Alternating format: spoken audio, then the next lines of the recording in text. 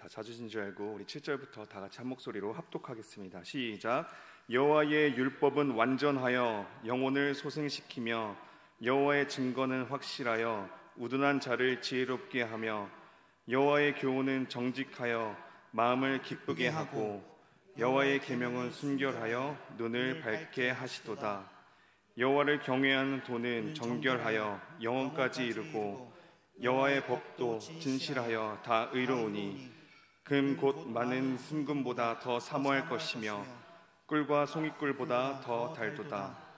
또 주의 종이 이것으로 경고를 받고 이것을 지킴으로 상이 크니이다.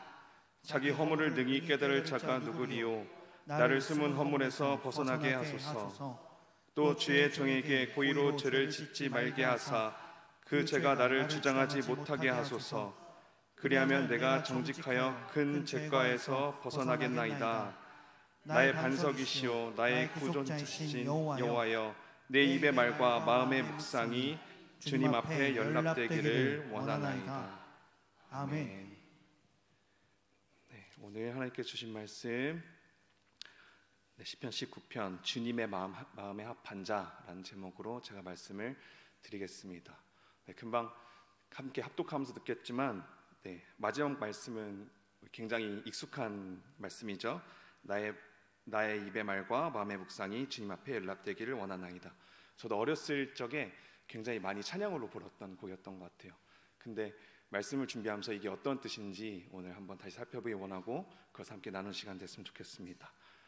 오늘 시편 19편 지난주에 목사님 통해서 18편 말씀 이어서 제가 19편 말씀을 준비했는데, 시편 말씀에는 시편 기자 다윗이죠. 다윗이 지은 시로 하나님께서는 이 19편을 통하여서 두 가지의 계시를 보여주십니다. 오늘 다루는 말씀은 아니지만 1절에서 6절 말씀은 하나님의 창조, 특히 하늘, 태양, 해에 관해서 말씀하시는데 자연을 통해서 하나님께서 드러내시는 것입니다. 자연을 통해서 자기를 드러내시는 편에서 우리는 이건 흔히 일반 계시라고 자연 계시라고 하는데 1절에서 6절에서 말씀에서는 자연 계시로 말씀하시고, 오늘 본문 말씀 7절에서 14절은 자신의 말씀, 하나님의 말씀을 통하여서 자신을 드러내시는 특별 계시라고 하죠.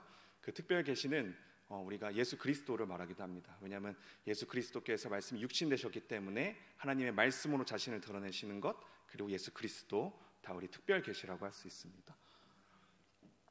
계시가 제가 아까 말씀 못 드렸는데, 계시는 하나님께서 자신을 알리시는 것, 또 말씀하시는 것을 말하는데 일반 계시를 통하여서, 자연을 통하여서, 또 특별 계시를 통하여서 이렇게 말씀하고 계십니다.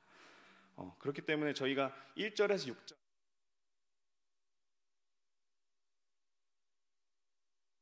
자들이 혹시 이 시편이 다른 시편을 합친 것이 아니냐 이런 말을 이런 연구를 많이 내놓긴 하지만 그렇지 않습니다. 6절에 보면 하늘 이 끝에서 나와 저 끝까지 운행하며 그의 열기에서 피할 자가 없도다 라고 말하는데, 그것은 이제 태양을 말하는 것인데, 우리가 이 시편의 그 두 계시를 어떻게 해석하는 것이 옳냐면, 해가 온 세상을 비추듯이 하나님의 율법의 말씀은 모든 인류에게 빛을 비추고 보는 것이 맞습니다. 그렇기 때문에 우리가 일반 계시로 하나님께서 말씀하셨던 것을 영적으로 우리가 해석했다고 보는 것이 더 맞습니다. 그럼 이제 본격적으로 우리 7절에서 14절 말씀 들어가 보도록 하겠습니다. 7절에서 9절의 말씀에서는 하나님의 말씀의 6가지 이름에 대해서 나오고 있습니다. 말씀을 띄워주시면 좋겠습니다. 하나님의 말씀을 6가지로 말하는데, 여호와의 율법, 여호와의 증거, 여호와의 교훈, 여호와의 계명, 여호와를 경외하는 도, 여호와의 법, 이렇게 6가지로 말하는데, 사실상 이 표현들은 다 동의어입니다. 같은 말이지만 하나님의 말씀의 그 특징들을 다른 측면에서 우리가 다 묘사하고 있는 것입니다. 그러면 우리가 7절부터 자세히 보기 원합니다. 7절에 여호와의 율법은 완전하여 영혼을 소성시키시며, 하나님의 말씀은 완전하다고 하고 있습니다. 하나님의 말씀은 완전한데 얼마나 완전하냐? 영혼을 소생시키기에 충분할 정도로 그 말씀은 완전하다고 말씀하고 계십니다. 우리말 성경에 보면 영혼을 되살리고 이렇게 말씀하고 있습니다. 말씀을 준비하면서 이 말씀 말고는 더 설명할 것이 있을까? 이 말씀이 생명이다라는 말씀이 저에게 마음이 많이 감동이 왔습니다.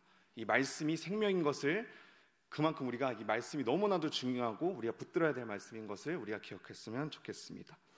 또 두 번째로, 하나님의 말씀은 우둔한 자, 어리석은 자를 지혜 있게 한다고 합니다. 삶을 살아가는 지혜는 이 말씀에 있음을 우리가 믿었으면 좋겠습니다.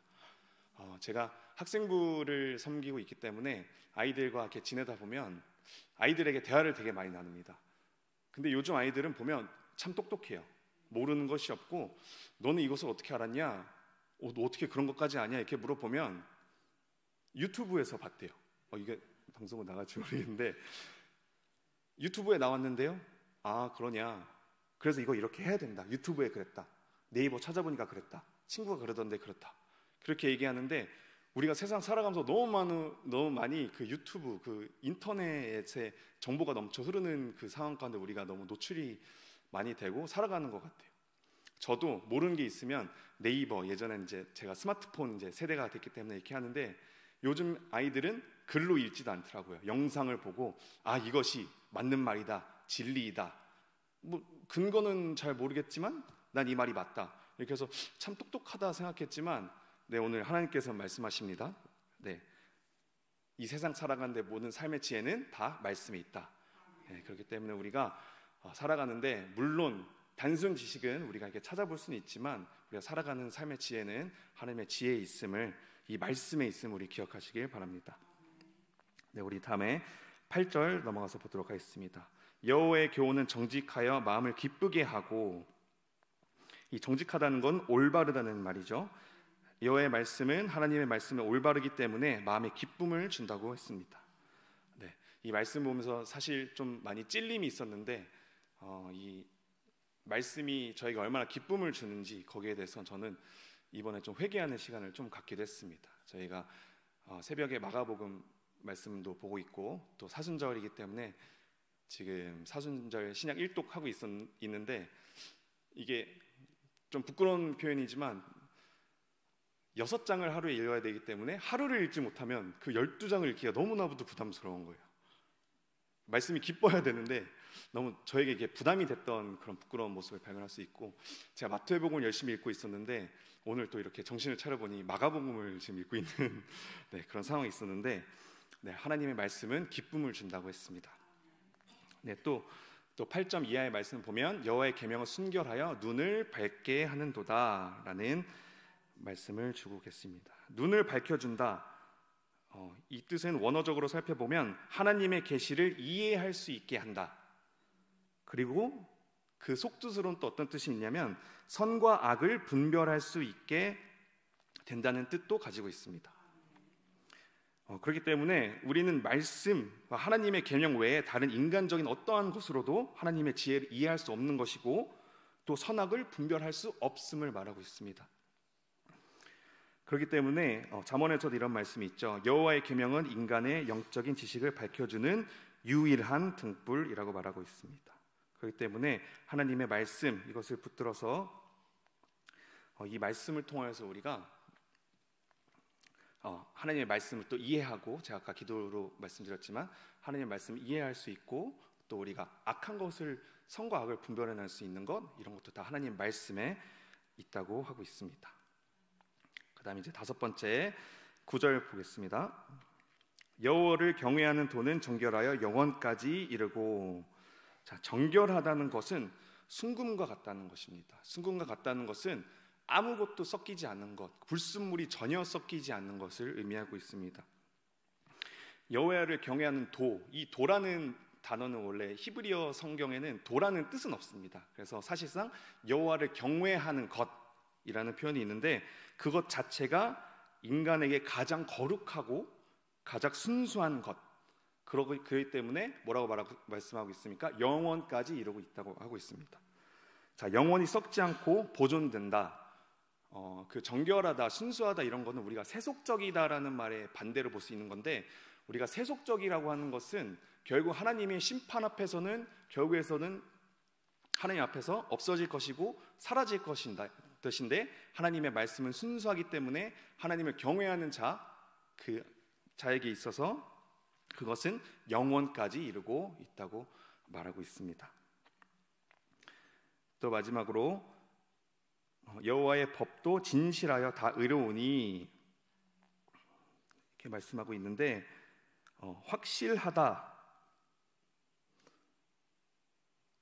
확실하다는 에메트라는 히브리어 단어가 있는데 진리로도 표현되는 단어가 있습니다. 이건 의롭다라고 우리가 말할 수 있는데, 이것은 율법에 대한 결론적인 정의로도 말할 수 있습니다.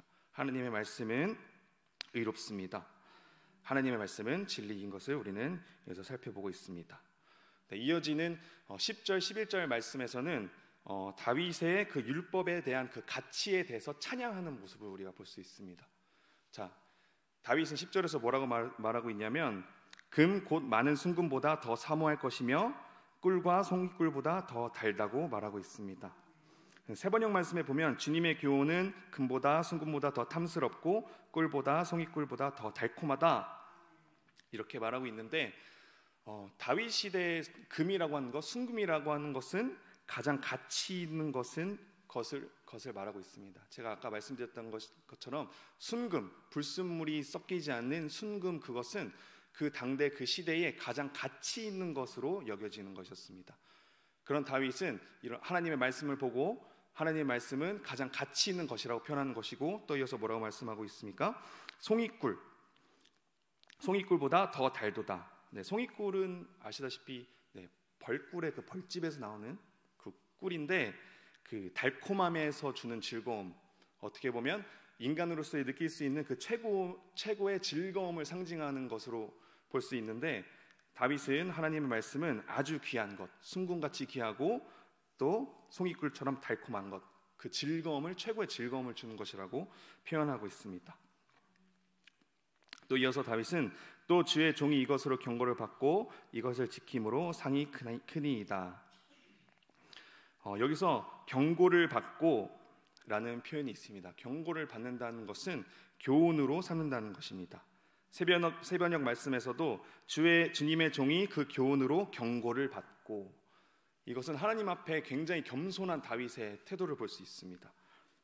하나님의 말씀으로 나의 교훈으로 삼고 나의 책망으로 삼고, 그것을 인해서 죄의 가운데 빠지지 않고 내가 회개한다는 것을 볼 수 있는데, 이것은 하나님 말씀을 중심으로 보는 다윗의 겸손한 태도도 우리가 볼 수 있습니다. 또 이어서 이것을 지킴으로 상이 크니이다 이렇게 말하고 있습니다.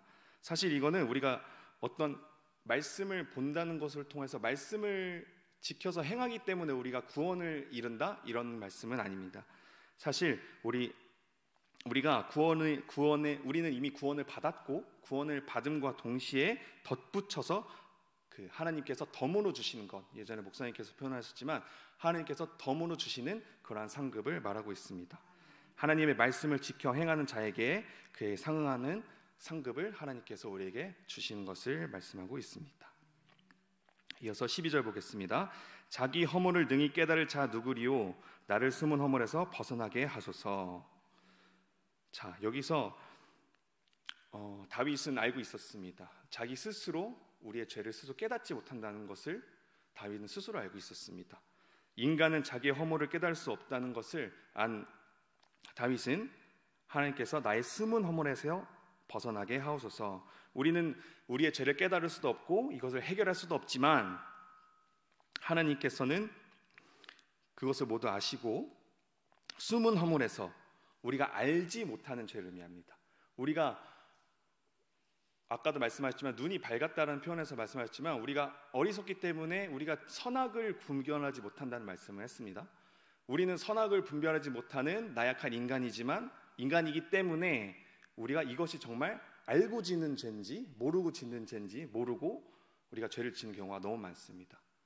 겸손한 다윗은 하나님 앞에 우리가 알든 모르던 모든 죄를 하나님께서 이 허물을 가져가 주시기를, 또 그 죄를 가져갈 수 있는 분이 하나님이심을 분명히 알고 있었습니다.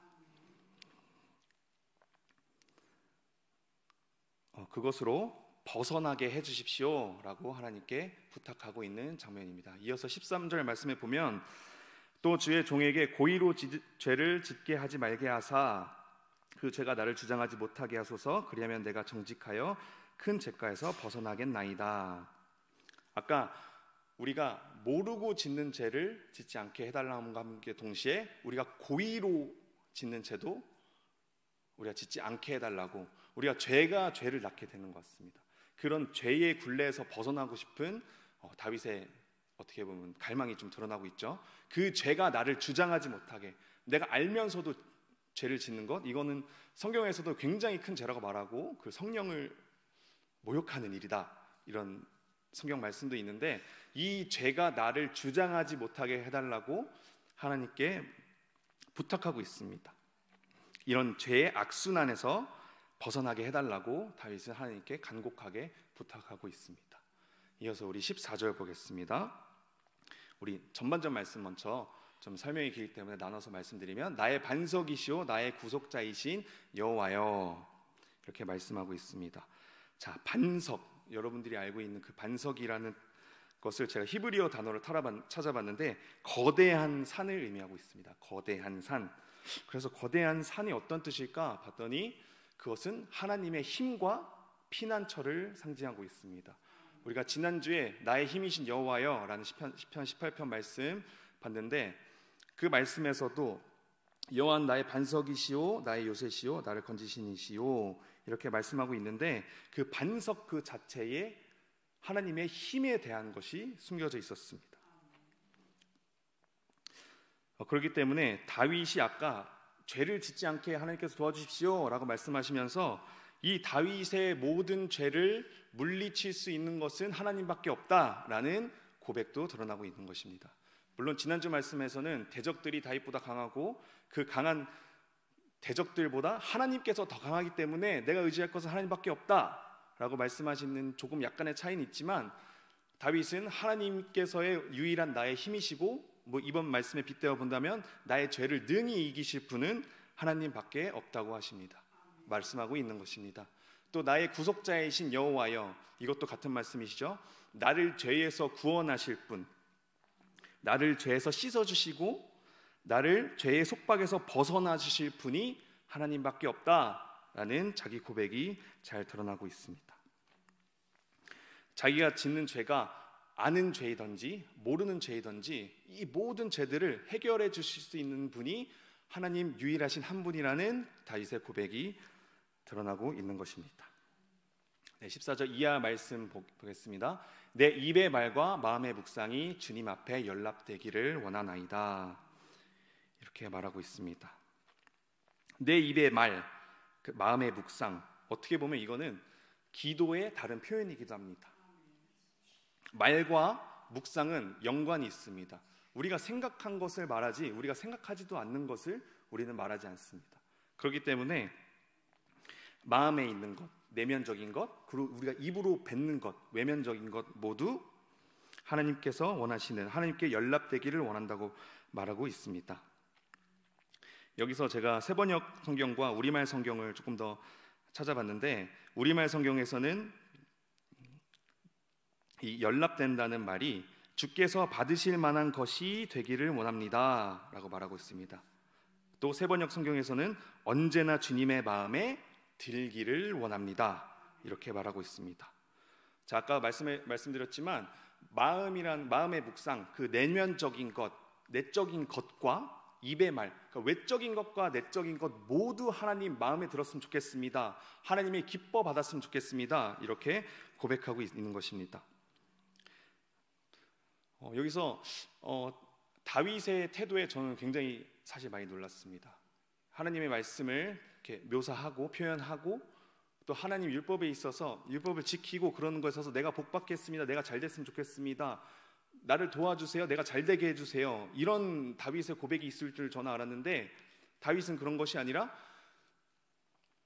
이런 나의 마음과 나의 삶, 내적인 것과 외적인 것 모두 다 하나님이 기뻐하셨으면 좋겠다, 그런 자기 고백을 했습니다. 이것이 정말 얼마나 성경적이고, 우리가 이 세상을 살아가면서 내적인 것이 아니죠. 우리가 살아가면서 얼마나 하나님 중심적으로 살고 있는지, 또 얼마나 하나님이 원하시는 길로 살고 있을지 우리가 생각한다면 어떻게 보면 우리에게 엄청난 반성을 좀 주는 그런 말씀이라고 저는 생각을 했습니다. 그렇기 때문에 다윗은 자신이 잘 되는 것을 자신의 바람으로 사는 것이 아니라 하나님의 말씀에 붙들려서 하나님께서 기뻐하시는 삶을 사는 것에 초점을 맞추고 있는 것입니다. 로마서 12장 1절 말씀에 그러므로 형제들아 내가 하나님의 모든 자비하심으로 너희를 권하노니 너희 몸을 하나님이 기뻐하시는 거룩한 산 제물로 드리라. 이는 너희가 드릴 영적 예배니라. 아멘. 다윗의 고백과 같이 우리의 모든 삶은 하나님의 기뻐하시는 삶이 되어야 됩니다.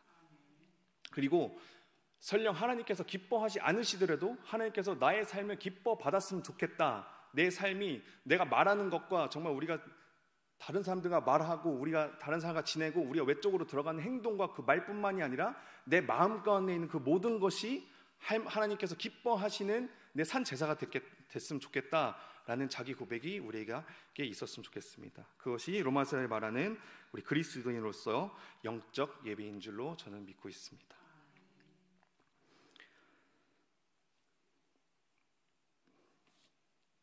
네, 말씀을 마무리 짓도록 하겠습니다.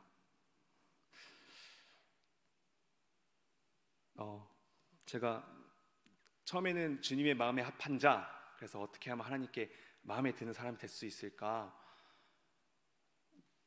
그런 설교 제목으로 준비하다가 이 기뻐하신다라는 것에 굉장히 초점이 많이 맞췄습니다. 좀 이따 찬양하겠다만 주님의 기쁨 된다는 게 어떤 것일까? 정말 다윗처럼 말씀을 사모하고 말씀대로 살아가려고 노력하고 말씀을 통해서 하나님께서 기뻐하시는 삶을 살고 싶어하는 그런 고백이 하나님이 기뻐하시는 것을 깨달음과 동시에 더 나아가서 이런 생각을 했습니다. 하나님께서 우리를 창조하셨을 때, 아담을 창조했을 때 이렇게 말씀하셨습니다. 참 보기 좋았더라. 하나님께서는 우리를 창조하시고 기뻐하셨습니다. 여기서 깨달은 것이 무엇이냐면 하나님의 형상으로 우리가 돌아가는 것이 하나님이 기뻐하시는 것이다, 이런 생각을 했습니다. 하나님께서 우리를 보고 우리가 뭐가 이쁘다고 기뻐하셨겠습니까? 하나님을 닮았기 때문에 기뻐하신 것입니다. 저는 아직 자식을 낳아보지 못해서 잘 모르겠지만 시온돈 선생님 최근에 아이를 낳았지만 저도 아이는 없지만 남의 아이들보다 제 조카가 더 귀엽고, 그리고 저는 잘 모르지만 남의 아이보다 내 아이가 더 이쁘다고 합니다. 그 이유가 뭐겠습니까? 나를 닮았기 때문에. 하나님께서도 우리를 지으시고 하나님께서 기뻐하신 겁니다. 참 나를 닮았구나. 물론 우리가 죄로 인해서 우리가 하나님과 단절이 되었지만 하나님 모습으로서의 형상으로 회복하는 것, 그것이 하나님의 기쁨 된다는 것, 이것도 하나님께서 기뻐하시는 것임을 여기 계신 성도님 모두도 다 기억했으면 좋겠습니다. 우리 모두 다윗처럼 하나님의 말씀을 기쁨으로 삼고, 또 여러분들의 삶이 하나님이 기뻐하시는 예배가 되시고, 또 하나님의 형상으로 돌아가는, 또 더 나아가서 하나님의 닮은 삶 살아가시길 간절히 소망드리면서 말씀을 마치도록 하겠습니다.